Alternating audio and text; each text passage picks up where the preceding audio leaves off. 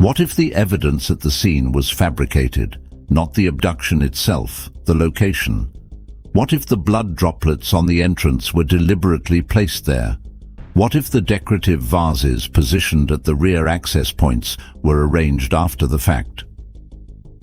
What if the complete narrative that law enforcement has been analyzing for over 100 days, the apparent kidnapping, the signs of forced access, the path from the bedroom to the front entrance, was constructed by someone who intended it to appear precisely that way? Because that is exactly what a forensic psychologist recently stated during a televised interview. And it would clarify why, despite 100+ days of genetic analysis, security camera footage, and 30,000 community tips, this investigation has yielded absolutely nothing. They have been examining a scene that was deliberately engineered to mislead them. Dr. Gary Brucato appeared on the CW investigative special that premiered this week and made a statement that should have brought the entire discussion to a halt. He stated he is familiar with numerous instances where blood evidence has been artificially staged. He stated it is completely plausible that Nancy suffered injuries in a separate location and that someone subsequently returned to her residence and manufactured the appearance of a forced removal from that location. The unlocked doors, the decorative vases, the blood traces that appear to have originated from respiratory distress, all of it potentially artificial. However, there is an additional development that emerged this week that has not yet been linked to Brucato's hypothesis. Reliable sources have confirmed that the Guthrie family has instructed Nancy's inner circle to refrain from making public statements. The individuals who were familiar with her daily activities, who listened to her personal concerns, who spent time with her in private settings, have been asked to remain silent. More than 100 days have elapsed, and not a single member of Nancy's close circle has come forward on camera to discuss her situation. Consider that for a moment. In virtually every missing individual case you have ever observed, the closest associates are the primary voices you encounter. They make appearances on regional television within the first 48 hours. They participate in candlelight vigils and inform journalists about the character of the missing person. This has not occurred in this situation. And the reason it has not occurred is that the family has requested silence, a potentially manufactured crime scene combined with a family controlling the public narrative regarding the victim. This is the focus of this investigation. Let us proceed. The CW investigation assembled 3 of the most accomplished criminal behavioral specialists in America. Dr. Ann Burgess, the FBI behavioral analyst whose professional legacy served as inspiration for Mindhunter. Dr. Gary Brucato, forensic and clinical psychologist with extensive experience analyzing the psychological aspects of violent offenses, and Dr. Casey Jordan, specialist in criminal psychology and behavioral profiling. Brian Entin presented them with the investigative materials, the doorbell security footage, the chronological sequence of events, the communications demanding payment, the blood evidence, the decorative vases, the pharmaceutical containers on the kitchen counter, and all publicly available information. He posed a single inquiry. In your professional assessment, who is this individual? Their conclusions diverged on certain points, yet their areas of agreement reveal critical insights into this investigation. All 3 professionals determined that the individual captured on the porch possessed some degree of familiarity with Nancy, not simply an unknown assailant. Not an individual who randomly targeted a residence in the Catalina foothills, but someone with understanding of her circumstances. However, Burgess introduced a crucial clarification. She indicated that Nancy likely did not recognize the person who approached her. The perpetrator possessed knowledge of the target. The target possessed no knowledge of the perpetrator. This profile corresponds to someone who existed within Nancy's social sphere without occupying a prominent position. A maintenance professional, a relative of an acquaintance, an individual who had attended social events at her residence in previous years and retained knowledge of the interior layout. Sufficiently familiar with the property to navigate it, yet distant enough that Nancy would not identify them wearing a mask during the early morning hours. Jordan presented an alternative interpretation. She hypothesized that the initial objective may have been acquisition of valuables, a residential burglary, and that the kidnapping occurred solely after circumstances deteriorated dramatically within the residence. Her logic was straightforward. You cannot definitively determine what was or was not removed from that residence simply because the family did not immediately recognize missing items. Possessions could have been taken that nobody has yet connected to the criminal act. Alternatively, the situation may have transformed the instant Nancy sustained injury, and suddenly the thief faced a significantly greater complication than simple theft. Burgess offered a contrasting viewpoint. She stated she does not accept the theft hypothesis. She maintains that a distinct motivation brought the individual into that residence and that the situation rapidly deteriorated. Circumstances went wrong. She then introduced information that fundamentally alters the investigation's perspective. She stated the individual on the porch may have been terminated subsequently, murdered by an individual she designated as the architect. Brian sought clarification. Therefore, the individual visible at the entrance could be deceased, eliminated by another party. Eliminated by the architect. Burgess responded, "By the architect, precisely. The operation was meticulously planned. They have successfully escaped. And they have executed a category of offense that we have not previously encountered, to our knowledge." This is the individual who established the FBI's behavioral analysis methodology, declaring on national television that this offense has no equivalent in the behavioral science academic literature, none whatsoever, and that the operative may have been disposed of by a higher-ranking authority following the operation's completion.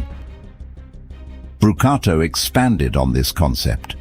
He introduced a framework he has formulated within forensic psychology literature: elimination homicide, a termination where the victim is removed because they represent an obstruction to something.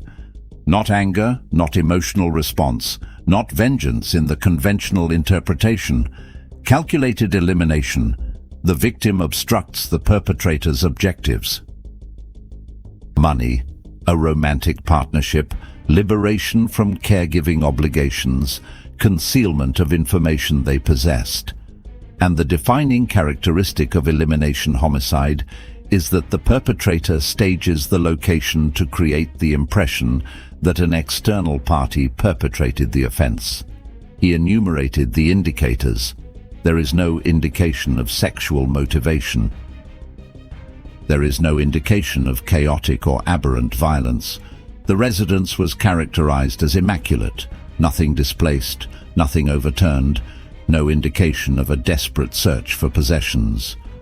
The perpetrator did not abandon the victim at the location, which characterizes offenses by unknown assailants.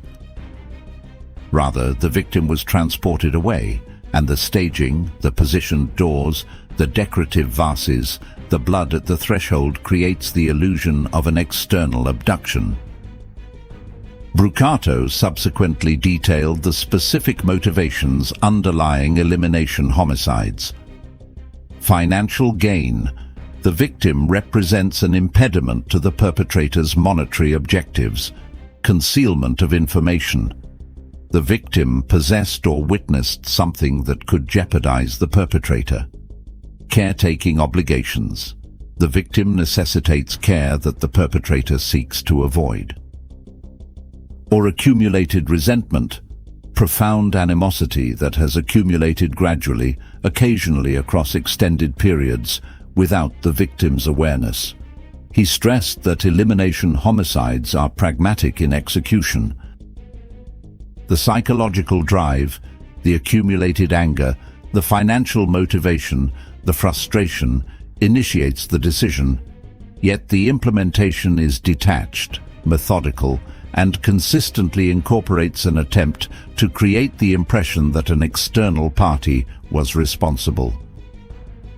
Because the perpetrator in an elimination homicide is typically someone within the victim's immediate circle, someone who would be the primary focus of investigation if the offense appeared personal in nature.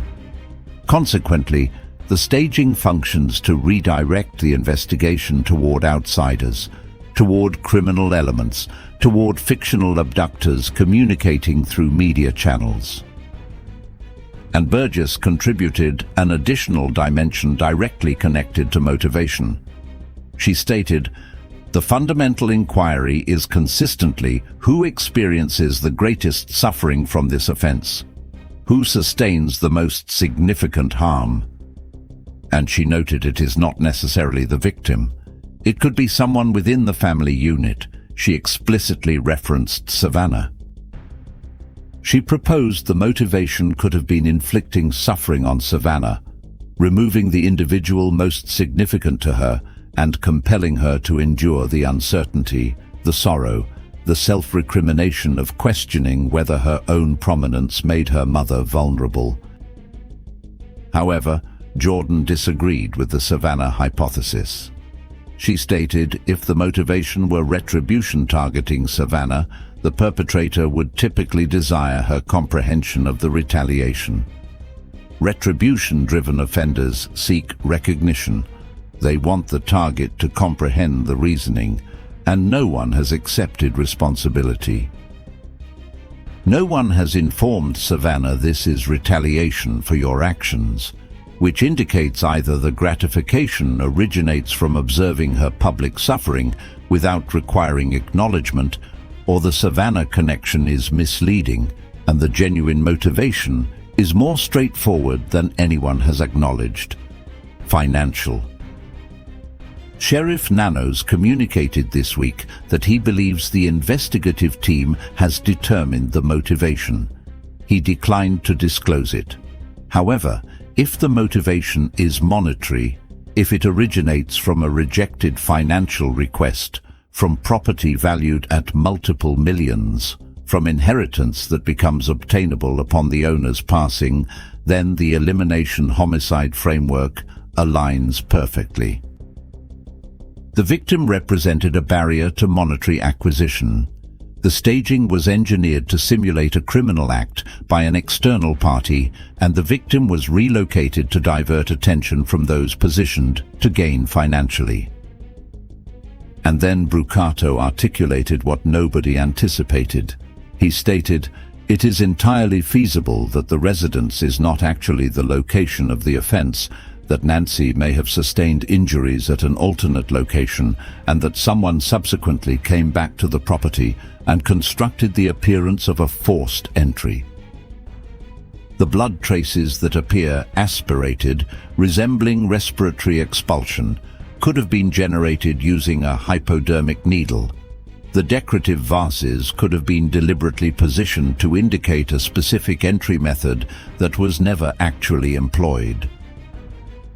The rear access points could have been unlocked from the interior to fabricate the impression of a coordinated intrusion. He acknowledged this is less probable than the straightforward interpretation, yet he underscored that fabrication of crime scenes occurs regularly, happens consistently, and that the more accomplished the perpetrator, the more convincing the fabrication becomes. Now integrate that with the silence. If the scene is genuine, if Nancy was extracted from her sleeping area and transported through the residence and out the front entrance, then the investigative team is working with legitimate evidence. The blood communicates information. The vase positioning communicates information. The genetic material on interior surfaces communicates information. And ultimately, the scientific examination leads somewhere. However, if the scene was artificially created, if the evidence at the residence was positioned to construct a false account, then the investigative team has invested months examining a fabrication.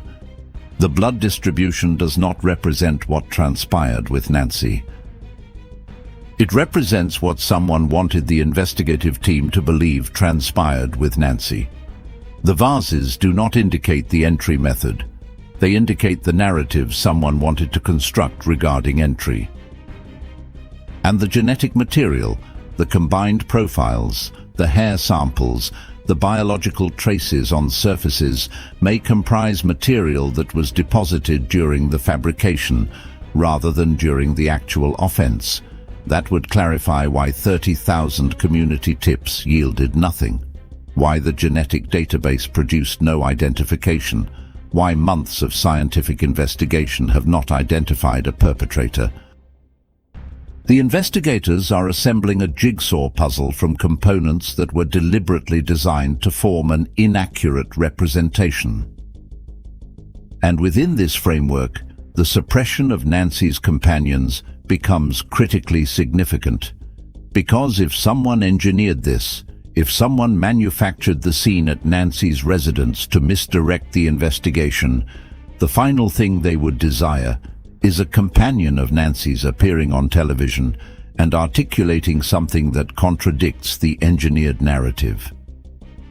Something like, Nancy expressed concern about a particular individual, or Nancy referenced a financial disagreement with someone, or Nancy indicated someone was applying pressure to her. These declarations from someone in Nancy's inner circle could penetrate the fabrication and guide investigators toward what the fabrication was designed to obscure. The family indicates they instructed companions to remain silent to safeguard the investigation. That justification is logical. Law enforcement regularly request that associates and witnesses restrict their media engagement to prevent compromising investigative leads. Yet what we understand is that the directive originated from the family, not from law enforcement authorities. The family determined to suppress the voices of individuals who possess the most comprehensive understanding of Nancy. And the consequence of that suppression, whether intentional or not, is that nobody who maintained regular contact with Nancy throughout the months preceding her disappearance has disclosed publicly what Nancy's thoughts, feelings, or statements were during that time frame. What was Nancy's psychological condition preceding February 1st? Was she experiencing worry? Did she communicate apprehension regarding specific individuals in her life? Did she reference monetary disagreements? Did she discuss financial circumstances? Did she communicate feeling endangered or uncomfortable? Her companions would possess this knowledge. And they are declining to communicate because the family requested their silence. Now, regarding the profile of the architect, because Burgess and Brucato both characterized a figure operating behind the scenes who presents greater danger than the individual on the porch, and their characterizations correspond in ways that identify a particular classification of individual.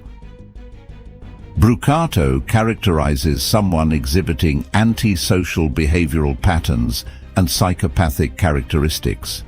Someone demonstrating a prolonged background of manipulation, scheming, and brutality that precedes this offense by considerable time. Someone who does not manifest this behavioral pattern suddenly. It accumulates through years of relationships where individuals are treated as instruments. He stated, "If this individual operates locally, there exists a collection of individuals who have experienced negative interactions with them.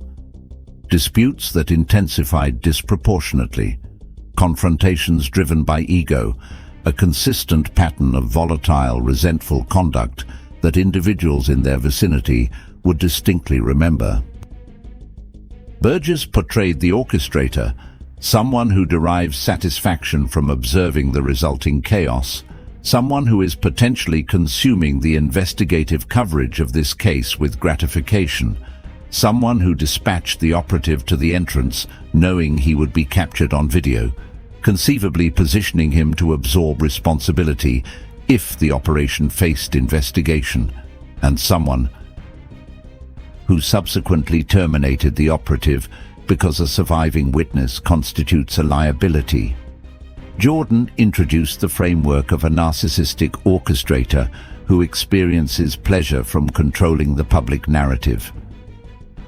The communications demanding payment transmitted to media organizations, the investigative frenzy, the public conjecture, all of it potentially gratifying the psychological requirements of someone who perceives themselves as the puppet master controlling events while the population seeks resolution.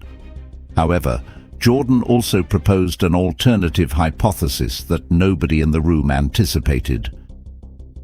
She stated she has progressively become receptive to the possibility that this represents pure chance.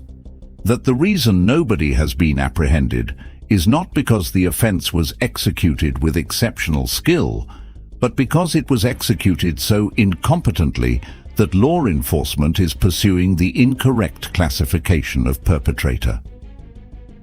They are seeking someone systematic, accomplished, calculated, and what they might actually be confronting is someone who blundered through the entire situation and escaped purely because their incompetence did not conform to the behavioral signatures that law enforcement is educated to identify.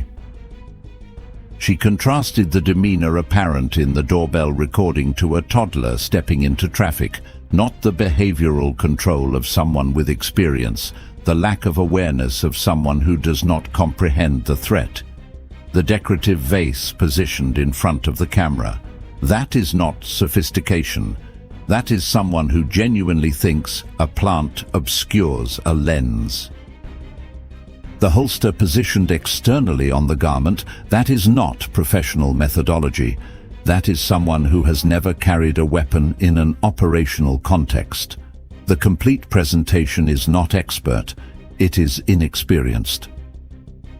And Jordan contended that occasionally inexperience is more challenging to resolve than professional execution, because the behavioral indicators that specialists depend on simply do not manifest. Yet she introduced a significant qualification. Even if the individual on the porch is inexperienced and operating independently in desperation, even if this originated as a theft and spiraled, the behavioral patterns of everyone engaged with the investigation afterward generate separate concerns. The 14-hour interval before anyone examined Nancy's condition, the family requesting that companions refrain from public engagement, the furnishings being transported from the residence, these are not reactions of individuals unexpectedly confronted with a random offense. These are reactions of individuals controlling a situation. Brucato objected to the solo perpetrator hypothesis. He stated the statistical likelihood makes it improbable. Transporting an elderly woman with restricted mobility from a residence through a security barrier into a vehicle and away from a residential district at 2 in the morning without being observed is extraordinarily challenging for a single individual. He acknowledged it is not impossible. He has encountered offenders who accomplished seemingly superhuman feats under stress-induced adrenaline. But probable? No. He maintains there is a collective, and the greater the number of participants, the greater the likelihood of eventual resolution, because groups fracture at their most vulnerable connection unless that connection has been eliminated. Which returns us to Burgess. She evaluated that the operative is youthful, approximately in his late 20s, indigenous to the Tucson region, and either departed the region following the doorbell recording's dissemination or is no longer living.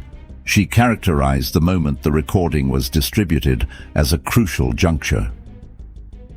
The operative would have observed his own likeness on every display across the nation, and the self-assurance would have dissipated immediately. She has engaged with incarcerated individuals who characterize that moment as the most frightening of their existence. They consistently maintained they would evade detection, and subsequently their appearance materialized on television. Jordan concurred.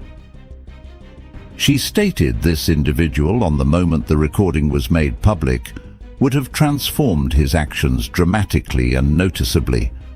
Abandoned employment, relocated, terminated a partnership, disappeared from digital platforms, something significant that individuals in his vicinity would have registered.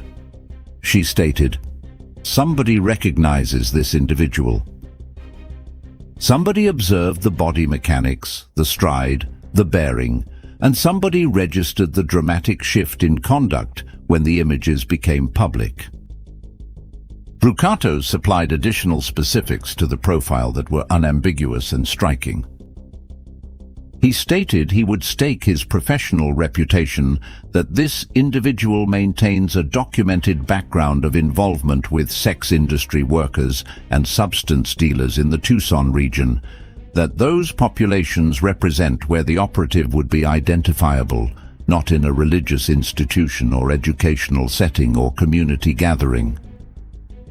He evaluated that the operative was probably intoxicated throughout the offense, and he stated the individuals in those networks, the ones who would recognize the stride, the physical characteristics, the behavioral patterns, represent those the investigators must interrogate most intensely.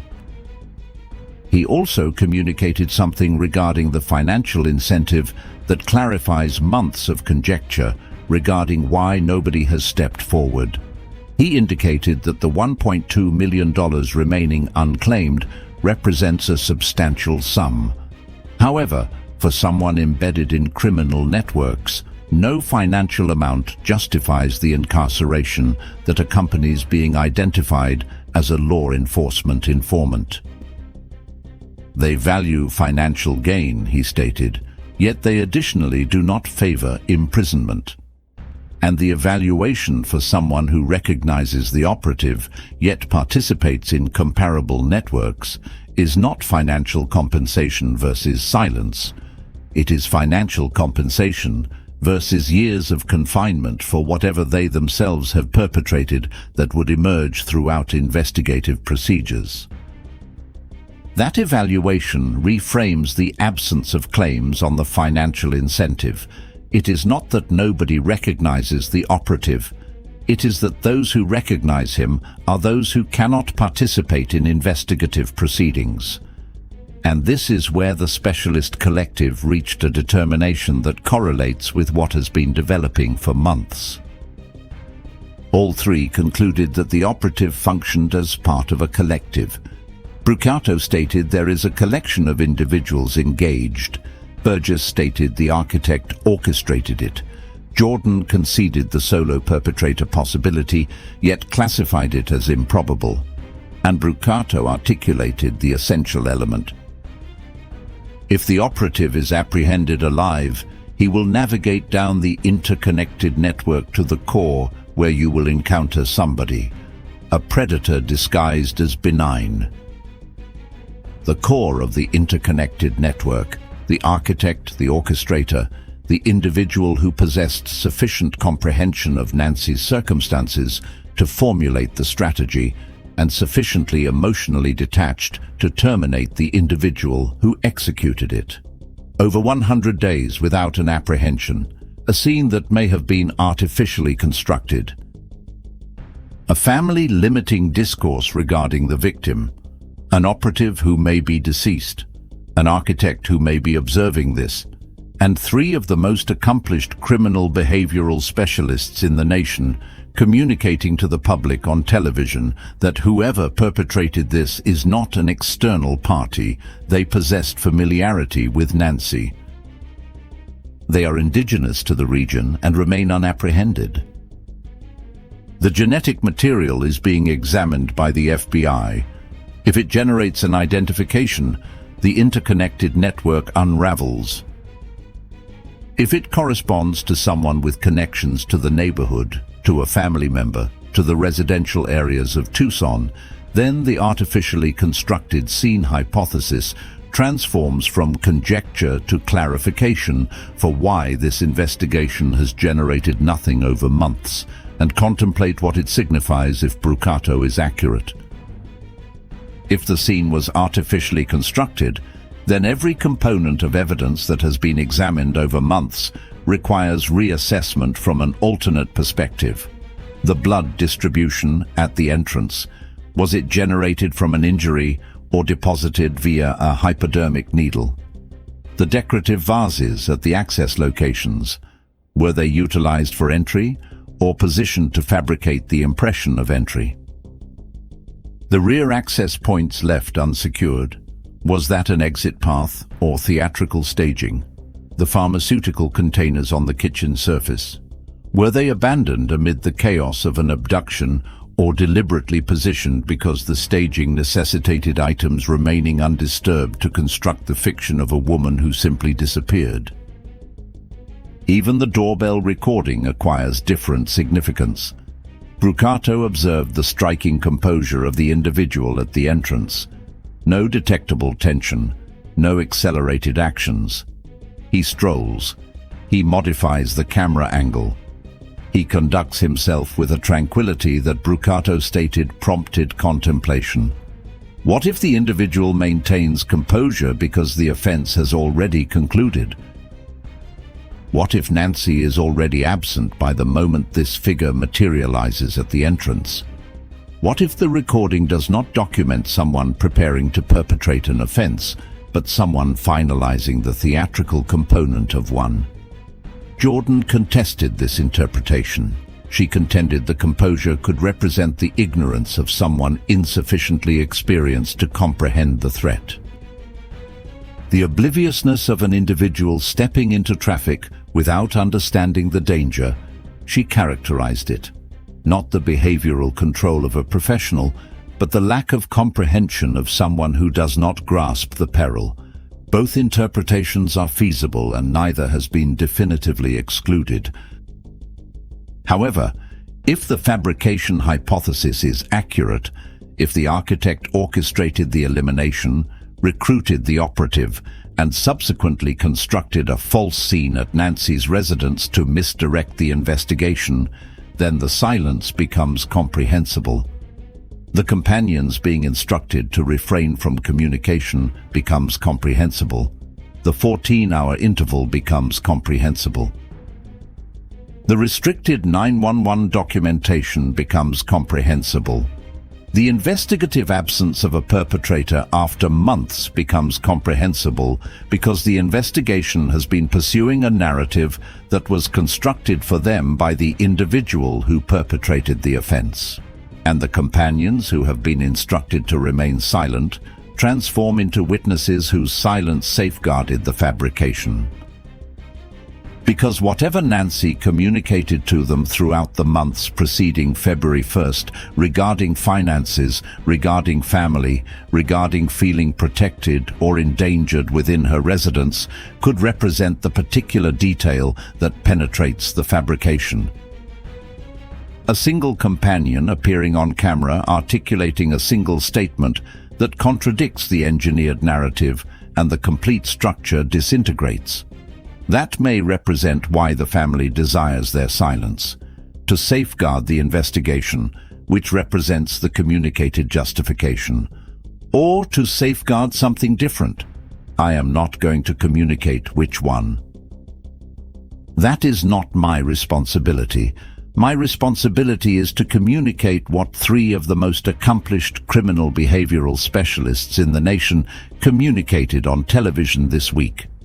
To communicate what the primary investigative journalist confirmed regarding the family limiting Nancy's companions from engaging publicly. And to articulate the inquiries that the convergence of those 2 circumstances necessitates. Over 100 days without an apprehension, a scene that 3 specialists state could be fabricated. A family regulating the narrative regarding who communicates about the victim. An operative who may be deceased. An architect who may be observing. And an investigation that may have been pursuing a fictional account from the initial moment. Subscribe to Crime Blackline Archive. Activate notifications, contribute a remark, and communicate your perspective. Do you believe the scene was genuine or artificially constructed?